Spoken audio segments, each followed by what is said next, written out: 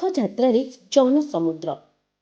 ଦକ୍ଷିଣ ଓଡ଼ିଶାର ସବୁଠୁ ବଡ଼ ରଥଯାତ୍ରା ପାରଳାଖେମୁଣ୍ଡିରେ ଅନୁଷ୍ଠିତ ହୋଇଯାଇଛି।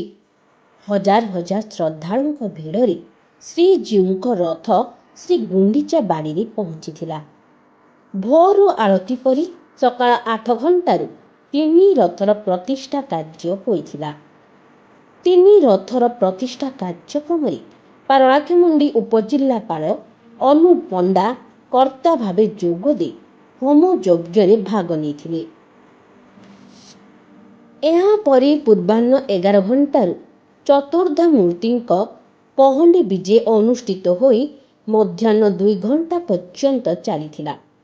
ପରେ ପାରଳାଖେମୁଣ୍ଡି ରାଜ ପରିବାର ଦାୟଦ କଲ୍ୟାଣୀ ଗଜପତି ତିନି ରଥରେ ଛେରା ପହଁରା କରି ତିନି ଠାକୁରଙ୍କ ନିକଟରେ ଆଳତି କରିଥିଲେ।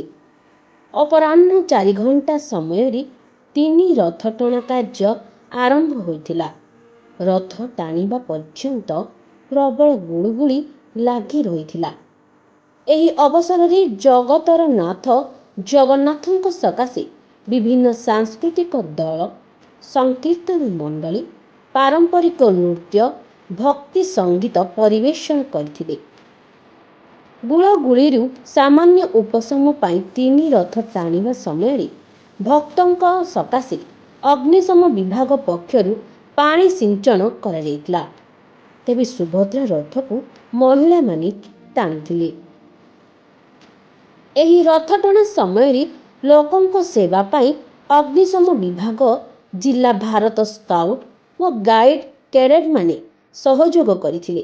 ଏପରିକି ବହୁ ସ୍ୱେଚ୍ଛାସେବୀ ଅନୁଷ୍ଠାନ ଜନସାଧାରଣଙ୍କ ନିମନ୍ତେ ଅନ୍ନପ୍ରସାଦ, ଆଦିତ୍ୟ ବାହିନୀ ତରଫରୁ ଟଙ୍କତୋରାଣି, ବଜରଙ୍ଗ ଦଳ ଓ ବିଶ୍ୱ ହିନ୍ଦୁ ପରିଷଦ ତରଫରୁ ଦହି ପଣା ବଣ୍ଟନ କରାଯାଇଥିଲା। ଶାନ୍ତି ଶୃଙ୍ଖଳା ରକ୍ଷା କରିବା ନିମନ୍ତେ ବ୍ୟାପକ ପୋଲିସ ଫୋର୍ସ ସମେତ 20ରୁ ଊର୍ଦ୍ଧ୍ୱ ପୋଲିସ ଅଧିକାରୀ ଉପସ୍ଥିତ ଥିଲେ। ଗଜପତି ଜିଲ୍ଲାପାଳ ବିଜୟ କୁମାର ଦାସ, ଆରକ୍ଷୀ ଅଧୀକ୍ଷକ ଯତୀନ୍ଦ୍ର କୁମାର ପଣ୍ଡାଙ୍କ ସମେତ ବହୁ ପ୍ରଶାସନିକ ଅଧିକାରୀମାନେ ଉପସ୍ଥିତ ରହି ପ୍ରତ୍ୟକ୍ଷ ଭାବେ ପରିଚାଳନା କରିଥିଲେ। ସେହିପରି ରଥଯାତ୍ରା କମିଟିର ସମସ୍ତ ସଦସ୍ୟଗଣ ଉପସ୍ଥିତ ରହି ପରିଚାଳନାରେ ସହଯୋଗ କରିଥିଲେ। ପାରଳାଖେମୁଣ୍ଡି ବିଧାୟକ ଇଞ୍ଜିନିୟର ରୂପେଶ କୁମାର ପାଣିଗ୍ରାହୀ ପାରମ୍ପରିକ ପୋଷାକ ପିନ୍ଧି ପହଣ୍ଡିରେ ସାମିଲ ହୋଇ ସେବାୟତଙ୍କୁ ଉତ୍ସାହିତ କରିଥିଲେ। ବ୍ୟୁରୋ ରିପୋର୍ଟ, ଲକ୍ଷ୍ୟ ମିଡ଼ିଆ।